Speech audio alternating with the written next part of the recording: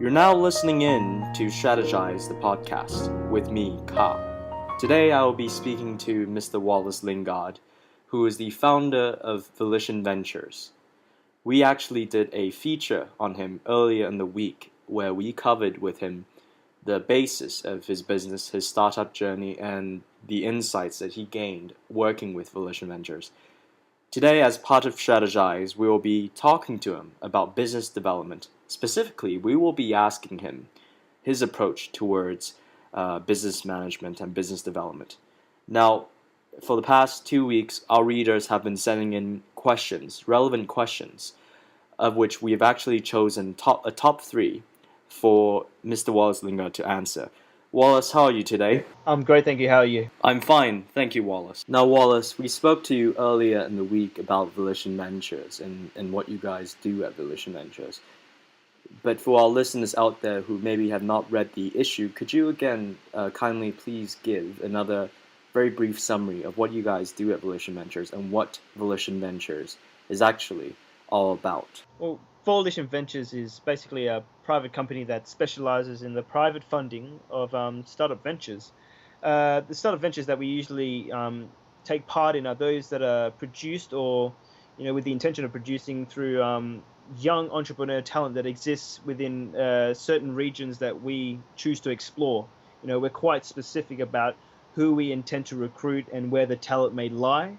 Given that the economy since '08 has been quite, unsteady, right, you can imagine that everybody, regardless, of your background or education, is quite wary of the outlook and in terms of employment stability. And I think it's important that, with young entrepreneurs with a great idea, that there's let them know that there's support out there, and that's where we at Volition Ventures, make a stand, and we come in. And we stand strong to provide the ongoing support in all aspects to help these young entrepreneurs with these ideas and these, their talents, and build a suitable business model that will allow them to take a stand in the market and hopefully grow into what they're potentially meant to be. Now, Wallace, today you're part of the Strategize podcast. And essentially, the readers from our community, they've actually submitted a bunch of relevant questions.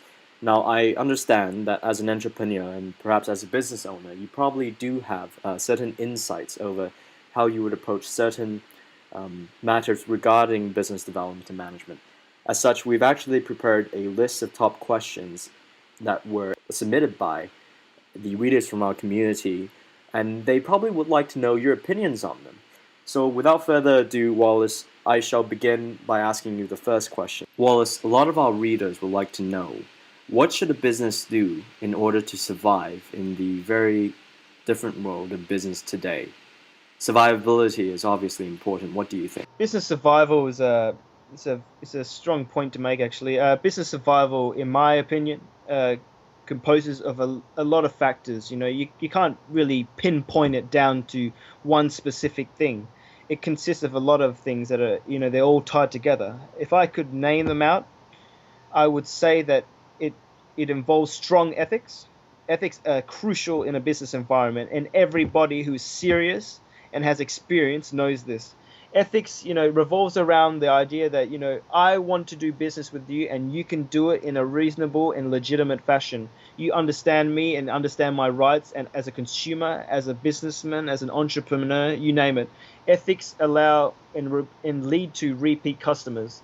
Value, another thing, is crucial, and they all, like I'm going to say, they all relate to each other. Value is important because you don't want to give your consumers, nor do they want to accept a product or anything from yourself that is of poor value. Money does not grow on trees. Let me repeat, money does not grow on trees. And as consumers, the dollar is scarce at times, and even now it's more scarce than ever.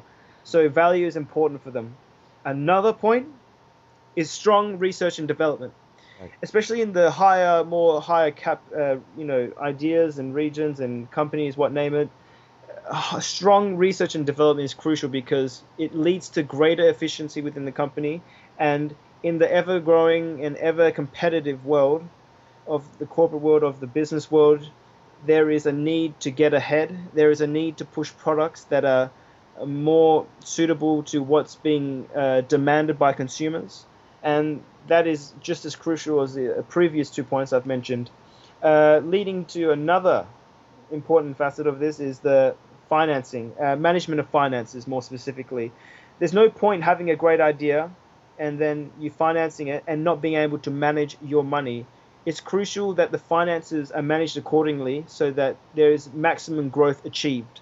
With maximum growth achieved, you lead to happier customers and a stronger company and a stronger return to shareholders.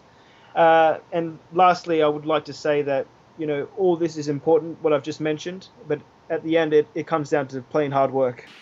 Now, Wallace, you've mentioned what I think are some pretty important points in today's world.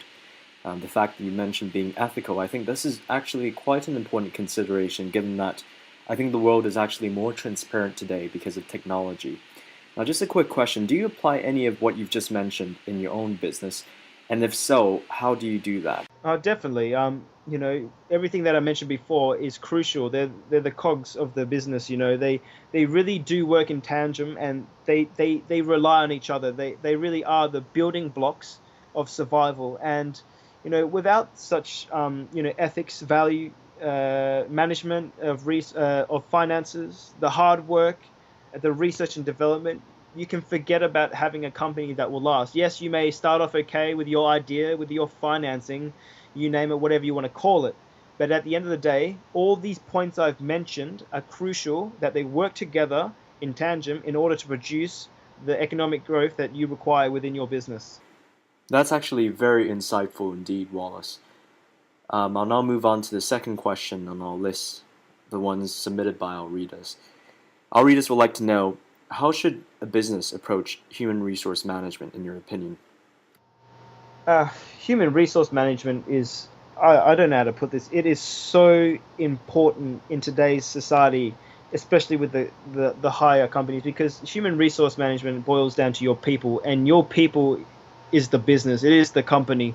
They are just as important as the company itself, the product you're pushing. Without a strong HR department, without talented individuals, hard-working individuals, you can kiss away goodbye anything in terms of strong growth, reputation within the industry, profits, return to shareholders. It all comes from the people, and the people are what make the business. Again, Wallace, you raise very interesting points. Now, what I find really interesting about this matter is the fact that if you actually examine it, a lot of startups, a lot of entrepreneurs, they don't actually invest in human resource at the beginning of the startup. Now, I think there's actually a practical point to this. Obviously, at the start of the startup, there actually may be a lack of capital or perhaps resources to actually invest in HR. Now, how important do you think, in your opinion, it is for entrepreneurs at the start to invest in human resources, or for businesses at that point? What's your opinion on that? I don't know how to put it. The people are the business. They are the company. They're just as valuable as the company and the product you're pushing. Without an investment in your people, you can kiss away goodbye any potential growth, or a strong growth, a stable growth, a real future for your company. And I think it's important that people within the entrepreneur community understand that you have to take care of your people, you have to invest in them, because they are what make the business. Yes, I do agree with you on that point, Wallace.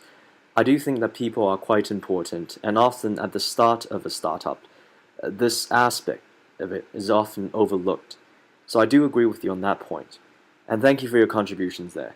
Now, Wallace, we now move on to the final question that we have for you today. Wallace, can you tell us how a business should approach marketing? Oh, marketing is yet again important, because what's the point in having a product if no one knows about it? The way I could simply put it in terms of an analogy would be, what's the point in having the cure for cancer and nobody knows about it? Then basically it's not a cure, because no one can get cured because they don't know about it. And I think that's important, that you understand that marketing is a means of being a channel for your product to consumers, and knowing that, yes, let them know that, yes, that this is here, this is what we're selling, and this is what's available, and does it suit your need. So, Wallace, in other words, you are essentially saying that marketing is quite important. Now, I guess a lot of us out here currently listening to you, they're probably curious. Where does marketing play its role in Volition Ventures?